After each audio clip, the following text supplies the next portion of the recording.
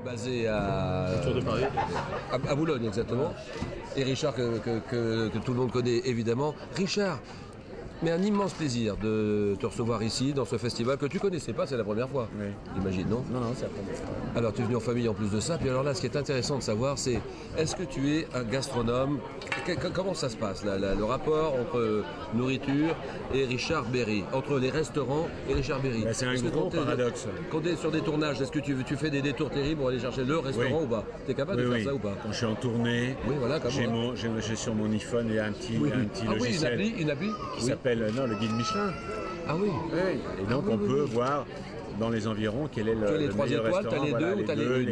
Et puis aussi les 1, 2, 3, 4 fourchettes, des petits restaurants qui peuvent être formidables. Donc ça je le fais souvent. Oui. Et puis à Paris aussi. Mais aussi moi j'aime bien faire la cuisine.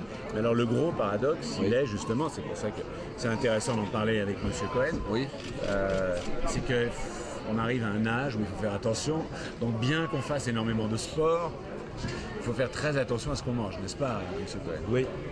Mais c'est la plus grande des difficultés, c'est d'arriver à se faire plaisir tout en obtenant un résultat. Voilà. Et en fait, c'est pour ça que moi j'aime bien la gastronomie. Oui. Ça veut dire comment on peut faire une alimentation diététique et garder encore de la saveur et du plaisir. C'est pour ça que c'est ici qu'on attrape les bons trucs. Hein. Oui, bien sûr. Mais alors, ce que tu conseilles, en ce qui concerne les repas, par exemple, le petit déjeuner, il est fondamental. Le petit déjeuner, il ne faut pas le rater, il ne faut pas le sauter. Non, c'est la nouvelle théorie que je développe en ce moment. C'est que puisqu'on a changé, puisque la nourriture a changé, il faut peut-être changer les modes alimentaires. C'est-à-dire petit déjeuner, c'est oui ou c'est non? Peut-être qu'il faut revoir les modèles à 3 temps. Ça veut dire petit déjeuner, déjeuner, dîner. Oui. Il faut se poser des questions sur la façon qu'on a de manger à l'heure actuelle. Et les restaurateurs le savent, puisqu'on est passé d'un repas à 3 plats, entrée, plat, dessert, à un repas à 2 plats, plat, entrée ou plat, dessert, et que là maintenant les gens ont tendance à rester à un plat. Donc ça veut dire qu'il faut repenser peut-être la segmentation alimentaire.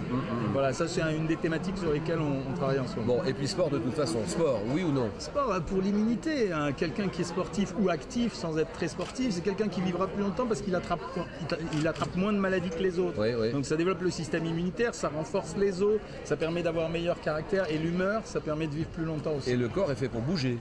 Et le corps est fait pour bouger dans tous les sens, comme ça devant, dans tous les sens. Oui, exactement. Ouais. Nous sommes d'accord dans tous les sens. Tu fais du sport ou pas, Richard? Oui. Pas mal, ça c'est très important pour toi ou pas? Ah oui, très important. C'est quoi? Non, mais la marche, la natation, moi je rame, j'ai un rameur. Oui. Et je rame au moins 2 à 3 fois par semaine. Et tu te sens mieux après quand tu as fait une longue séance de sport? Beaucoup mieux. Énorme. C'est indispensable. Ah bah je suis totalement d'accord. Et toi aussi, Jean-Michel? Moi je vais à la salle de sport 3 fois par semaine minimum. Voilà. Et moi c'est moi qui suis en retard par rapport à vous. C'est pour ça que j'ai 2-3 kilos de trop en ce moment. Richard, on va te laisser faire la visite de ce super salon de la gastronomie ici à Mougins. C'est la 6e édition. L'année dernière, il y avait une grande chef que tu dois connaître, Anne-Sophie Pic. Bien sûr. Balance. Et cette année, tu as... Elle est d'ailleurs maintenant meilleure chef. Elle a été nommée meilleure chef du monde. Ouais. Ah oui. Et cette année, tu as Éric Fréchon, que tu dois connaître aussi, du Bristol à Paris. Remarquable. Remarquable. Donc tu vas te régaler avec la famille. Mesdames, messieurs, merci, à bientôt, à la prochaine, au revoir. Parce que moi aussi, je vais balade là-bas.